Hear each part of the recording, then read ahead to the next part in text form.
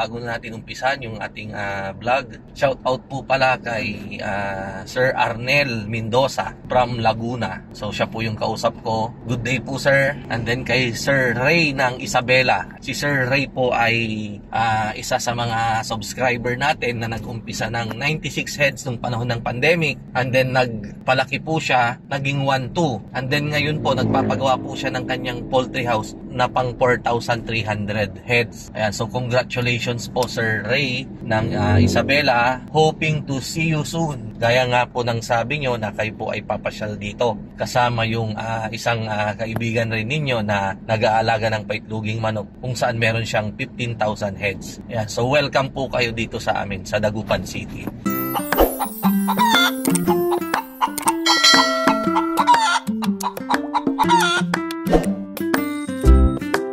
Welcome na naman sa another episode ng ating vlog na kung saan ang topic po natin for today ay tungkol sa katanungan ng isa sa mga subscriber natin.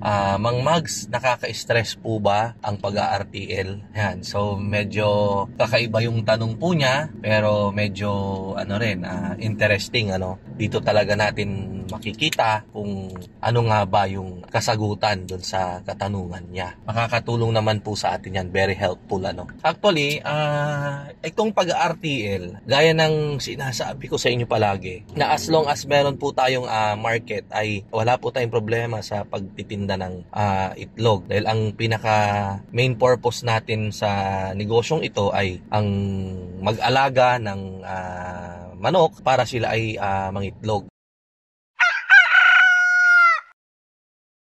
Yung pagdating sa yung pag mga backyard lang naman, kaya nga palagi kong sinasabi sa inyo, mag-umpisa po tayo sa bilang, sa capacity na manageable. So ibig sabihin, manageable sa pagtitinda ng ating mga itlog na maproproduce, manageable din sa pag-aalaga. As long as sa konti lang tayo nag-umpisa, hindi po yan problema. Later on, kapag gamay na natin talaga yung business, ay yakang-yaka na po yan. Parang mani-mani na lang or sisiw na lang.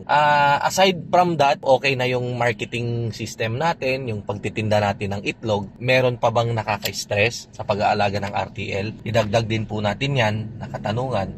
So actually, nakaka-stress din kapag halimbawa yung mga RTL natin ay sinipon. So parang na-stress kapag halimbawa may sakit yung mga anak natin, ganyan halimbawa. So parang ganun din, lalo na dahil syempre napamahal sa atin itong mga alaga natin. Ayan. Pero wag naman kayong mag-alala at hindi naman kayo dapat masyadong ma-stress dahil ito namang mga alaga natin ay well vaccinated po ito. Kompleto po sila sa bakuna as per to our program. So hindi po kayo dapat mabahala. Ang sakit lang po na tatama sa mga RTL natin ay yung mga sipon-sipon, ganyan, mga malaria, puto, yan, ganyan yung mga main na kinakaaburiduhan natin kapag yan ay tumama. Pero manageable naman yan. Madali lang naman silang gamutin. Painumin lang natin sila ng mga antibiotics kapag sila ay may sipon. Kapag may kuto, ivermectin. Kapag nananamlay, purgahin. Baka sakaling may mga bulate.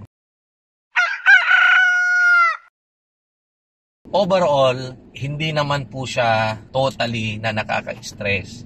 Dahil actually sa iba nga, stress reliever yan, Kaya sila nag-aalaga ay para sila ay may mapaglibangan. Kaya instead na ma-stress sila, nakakaginhawa pa sa kanila. Pwera na lang po siguro kapag halimbawa, first time ninyo and then binigla ninyo, halimbawa, bigla kayo nag-alaga ng 10,000 heads. Ayan. So, asahan nyo po, syempre, pag ganyan karami, meron at merong kaakibat na stress yan. I'm sure naman, once naman na pumasok kayo sa ganyan kalaking negosyo kaagad, kumbaga, naihanda nyo na yung mga sarili ninyo sa mga stress na dadating. I hope na napaliwanagan ko po kayo, nabigyan ko ng kasagutan yung katanungan ng isa sa ating mga subscriber.